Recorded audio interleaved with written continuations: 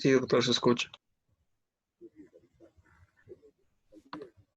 Bien, entonces vamos a continuar con este tema de enfermedad vascular cerebral. Ya hemos visto que se clasifica en hemorrágicos e isquémicos. La clasificación, además, de acuerdo al mecanismo de producción de los isquémicos, son trombólico, embólico y hemodinámico. También están de acuerdo al tiempo de evolución, en transitorios, reversibles y establecidos, aquellos transitorios, aquellos que duran menos de 24 horas, reversibles, aquellos que duran entre 70 y 72 horas, y establecido aquel que ya no, que presenta ya una lesión isquémica eh, permanente, ¿no? Son los tres tipos de isquemia de acuerdo a la evolución. La oclusión vascular puede ser lacunar cuando son capilares o los vasos corticales terminales, ¿no? Puede ser aterotrombótico por presencia de ateromas, embólico por presencia de un émbolo. Ya hemos explicado que los ateromas se producen en las paredes de las arterias y embólicos en las cavidades cardíacas asociadas a una enfermedad muy conocida en nuestro medio como es el Chagas, ¿no? Indeterminado, ninguno de los dos, puede ser lesiones propias de los vasos mismos que puedan producir oclusión. La etiopatogenia, principalmente tromboembólicas y aterotrombóticas, ¿no?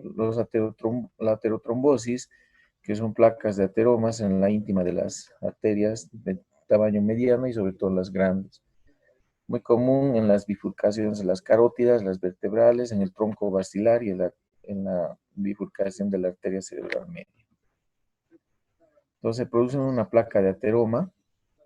En su primera etapa es una lesión precoz. Va a tener macrófagos con colesterol, ¿no? Elevación difusa de la íntima. Y en una segunda fase sería una placa fibrosa y va a haber un crecimiento de las fibras musculares y conectivas a este nivel.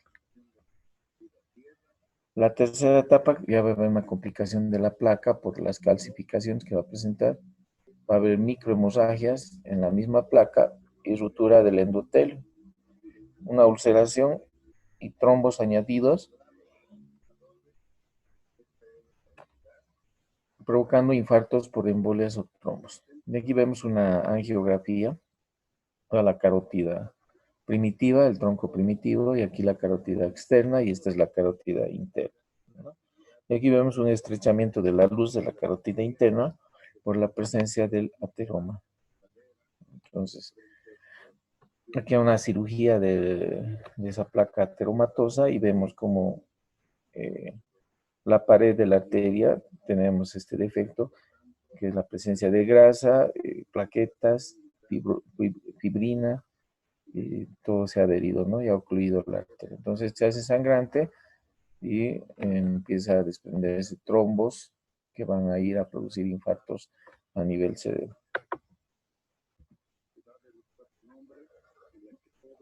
La oclusión en las arterias perforantes, se acuerda la cerebral media, la cerebral anterior, sobre todo, tenían vasos perforantes en sus porciones, que sus compañeros han indicado. Y aquí hay infartos lacunares y lesiones isquémicas subcorticales. Cuando hay una oclusión de las arterias perforantes, como por arteriosclerosis hipertensiva, que es otra patología propia de la arteria, que es un endurecimiento y engrosamiento de la misma arteria en cualquier nivel. Puede haber lipohialinosis, provocando microateromas, provocando microembolias de origen cardíaco, arterial y cardíaco. Tromboembólicas, entonces oclusión de vasos por émbolos de origen variable. Trombo rojo, cuando hay una activación de la cascada de la coagulación. Trombo blanco, que es una agregación plaquetaria, ¿no? La principal fuente de embolias es el corazón. Fibrilación auricular crónica, causa muy prevalente en las embolias de origen cardíaco. Tiene un riesgo 7 veces mayor de la embolia cerebral. El foramen oval permeable se asocia también a un mayor riesgo de embolos. O sea, toda patología cardíaca, en realidad, ¿no? Insuficiencia valvular, permanencia de comunicaciones interauricular, interventricular, ya son congénitos, la cardiomegalia, ¿no?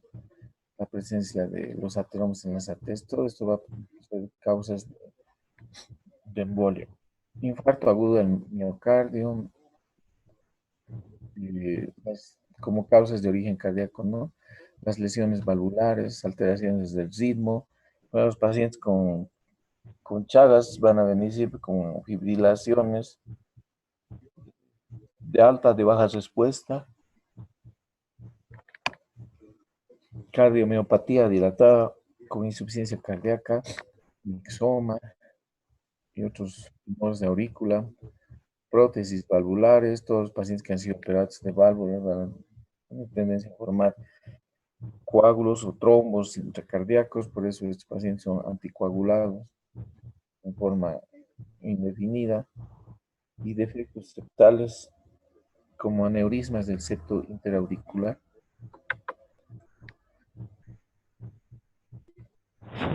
Infartos lacunares son pequeños de localización profunda, menos de 15 milímetros, menos de 1,5 centímetros. La laguna es una actividad en el cerebro producto de un pequeño infarto. Las tomografías se ven en pequeñas imágenes hipodensas, y en la resonancia, dependiendo de la fase, si es T1 o T2, se ven hipodensas, hiperintensas. Y en el FLACE se ve hiperintensa cuando son agudas, ¿no? Puede estar asociada a hipertensión arterial, que es un factor de riesgo, asociada también a hipertensión arterial y la diabetes, las causas más comunes, ¿no? Aquí tenemos un infarto lacunar, una tomografía de cráneo simple, donde vemos un corte axial, son los ventrículos laterales, el tercer ventrículo, y aquí está el tálamo, ¿no? Y el mesencéfalo. O sea, a nivel talámico tenemos aquí un infarto, una isquemia.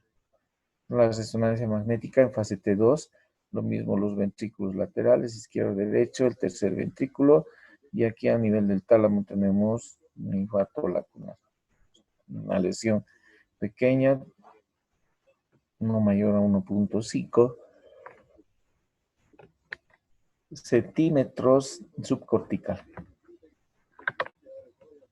Otro infarto lacunar, y estos son graves, porque este es en el tallo, se ve la protuberancia, un infarto pequeño, pero grave por la localización profunda, ¿no? Un paciente debe estar en coma. Cuando hay una oclusión aterotrombótica, vemos esta es la arteria, y este es el ateroma, ¿no? Que es gigante. Esta es la luz del vaso, es lo que ha quedado. Todo esto está ocluido, más del 80%. Aquí prácticamente esta es por donde pasa la irrigación. Imagínense toda la carótida ocluida, el cerebro. Cualquier momento es un infarto cerebral por oclusión de la arteria carótida, es una enfermedad grave, ¿no? Aquí vemos otras angiografías donde hay estrechamientos de la arteria, su trayecto, ¿no? Dos estrechamientos aquí, dos áreas de ateromas.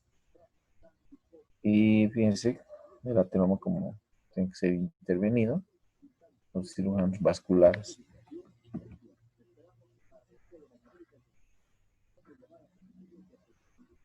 Aquí vemos una resonancia magnética y una tomografía donde vemos una hemorragia cerebral en toda esta área, una imagen hiperdensa, importante subcortical, una hemorragia hipertensiva, está comprimiendo lo que es el ventrículo del lado izquierdo, un ligero desviación de la línea media, un hematoma intraparenquimatoso de proporción media, ¿no?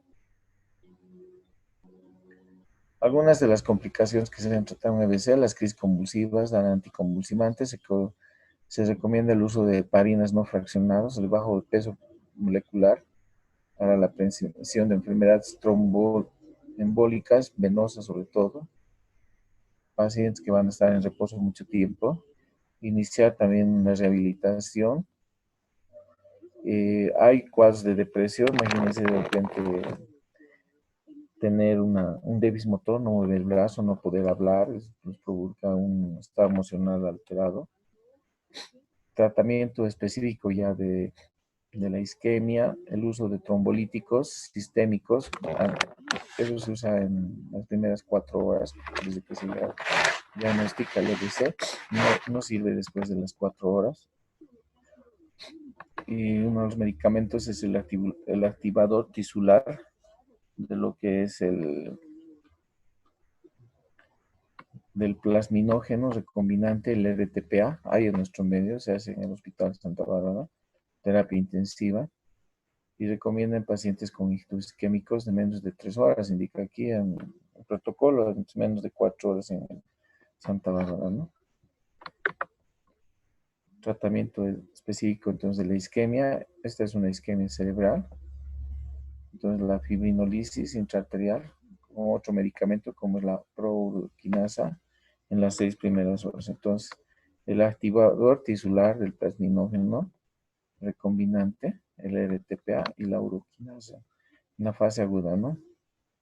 También el uso de la heparina versus EB versus heparina subcutánea, o heparina de bajo peso molecular o parinoides, son inconclusos y con resultados heterogéneos que se han usado y no han sido determinados como una terapia admitida al 100%, ¿no? Como las anteriores. Se debe considerar la anticoagulación en ictus agudos de origen cardiobólico, en ictus progresivos de origen tromboembólico, sobre todo el territorio vertebrovascular, y un ictus isquémico de gran arteria como el grado B. No está indicada la anticoagulación precoz cuando hay infartos externos con hipertensión arterial descontrolada u otras condiciones que predispongan al sangrado. Después tenemos el manejo de la antiagregación con la aspirina, que es pacientes que ya no están en la fase aguda, ¿no? Que no reciben anticoagulantes ni trombolíticos. Debe administrarse precozmente en las primeras 48 horas tras el ictus. Bien, entonces este viene a ser uno de los de lo que debemos realizar, el protocolo, digamos, de manejo cuando se produce el evento. Debe haber un traslado inmediato, emergencias o urgencias. Esta es el área de isquemia, lo que está en rosado. Y esta área circundante es el área de penumbra. Nosotros lo que debemos evitar es que el área de infarto se extienda y convierta el área de penumbra también en área de daño.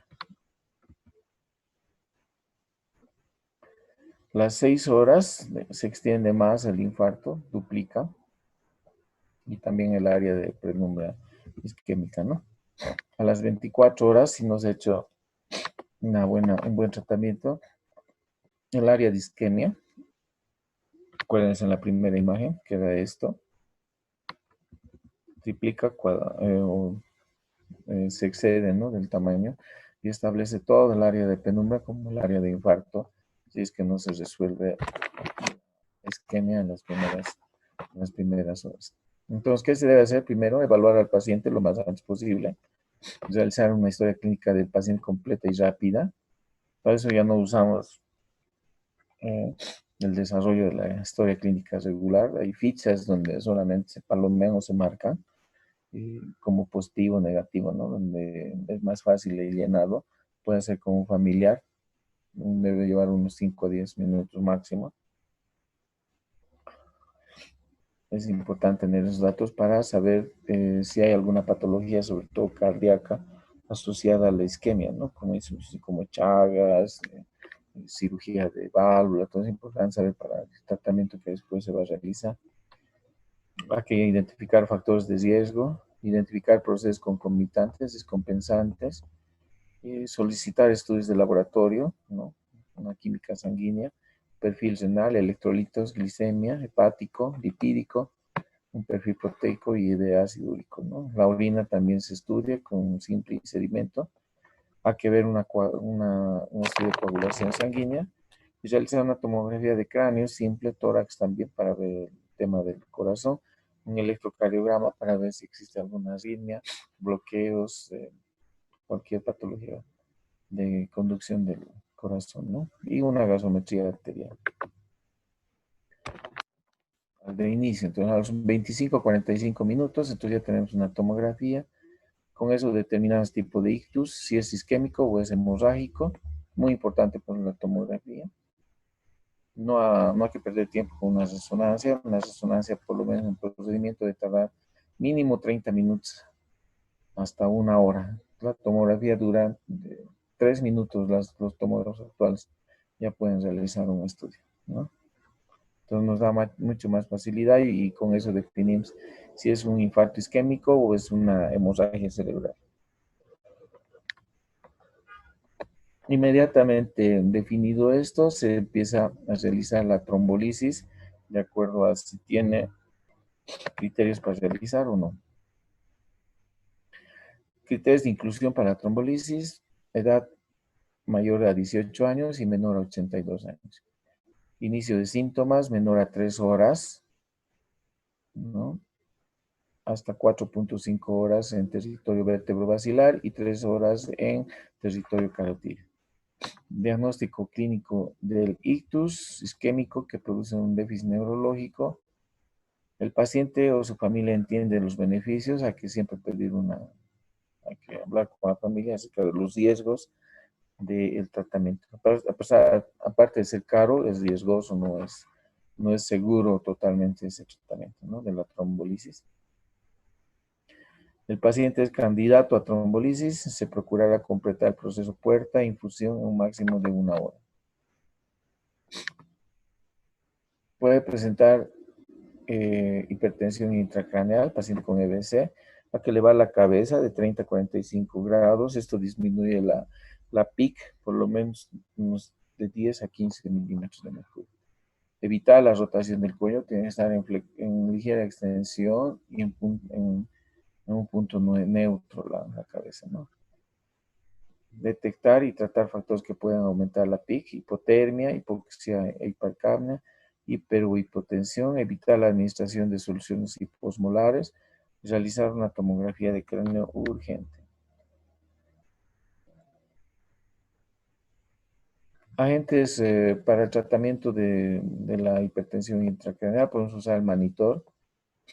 También podemos usar la furosemida, ambos son diuréticos, ¿no? La hipertensión arterial durante la fase aguda del ictus es frecuente y puede deberse a diversas circunstancias. Pueden deberse incluso a la hipertensión intracraneal o puede ser el paciente hipertenso, ¿no?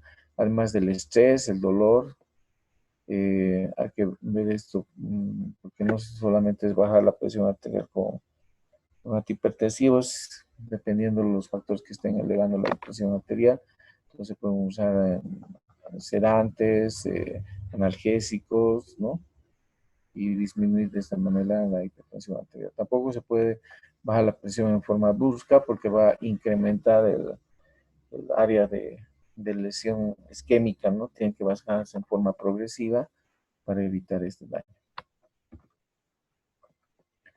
¿Cuándo usar antihipertensivos? No usar hasta la segunda semana del evento. El objetivo es proteger la zona de plenum. La hipertensión arterial, si no es una emergencia hipertensiva, puede mantenerse alta, porque eso es lo único que va a garantizar una buena perfusión cerebral. Si se baja la presión, el área de isquemia va a avanzar hasta el área de penumbra en forma indefinida o definitiva.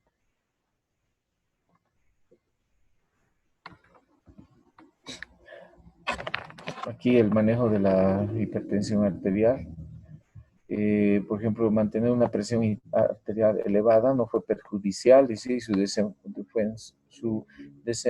no fue beneficioso. O sea, es preferible mantenerse con hipertensión arterial, como les digo, a menos que sea una crisis hipertensiva. El descenso no ha beneficiado a los pacientes, el descenso de la hipertensión arterial.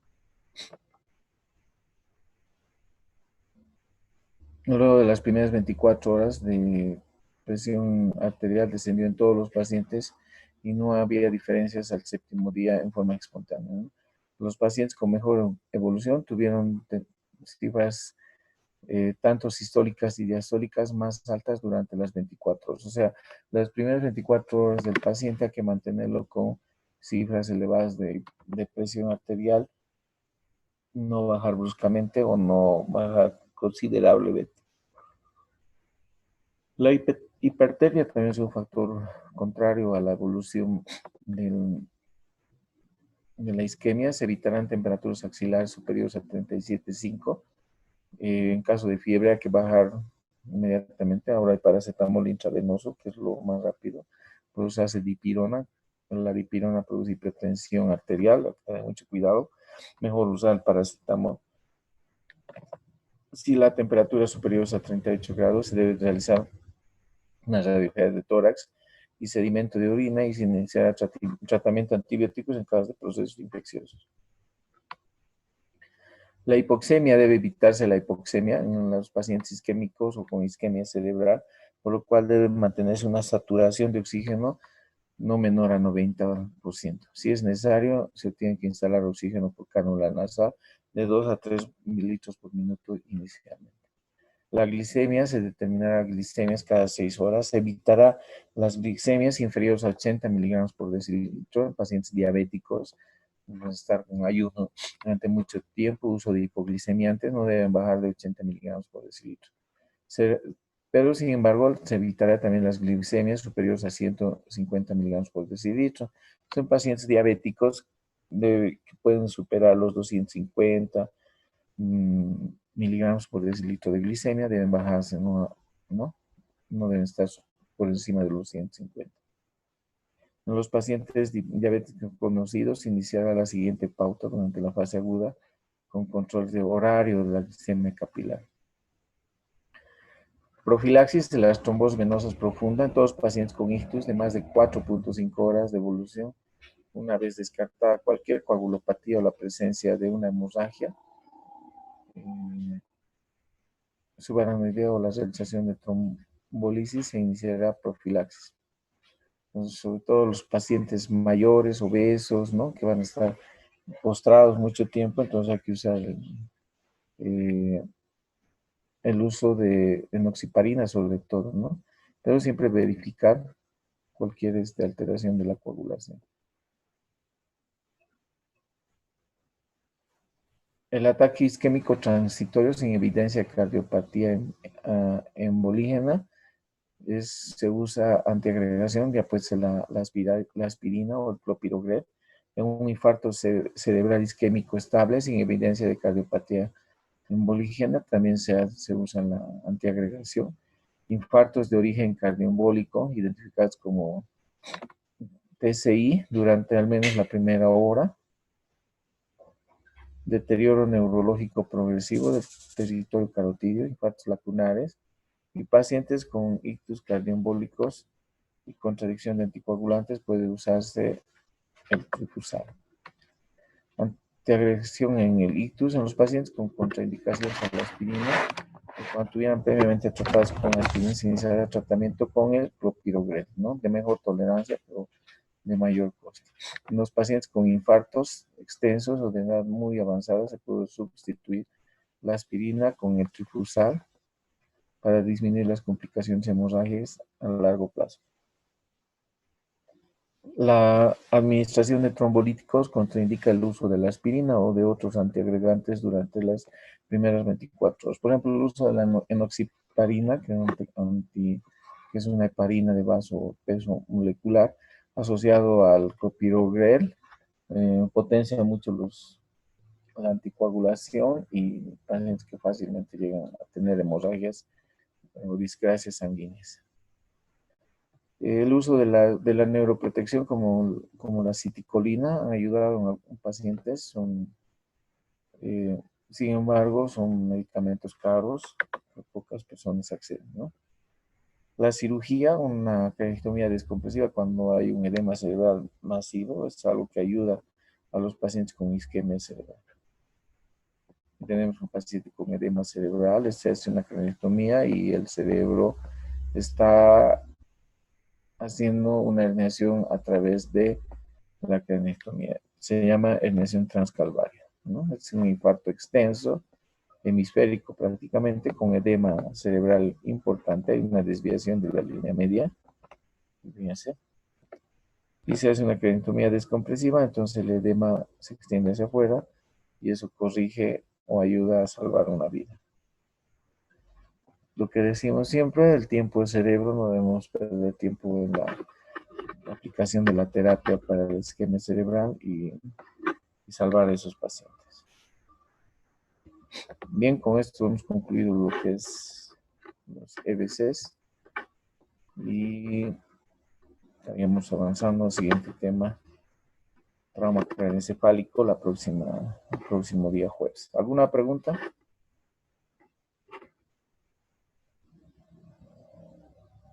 ¿Todo entendido? ¿Se lo entendí bien?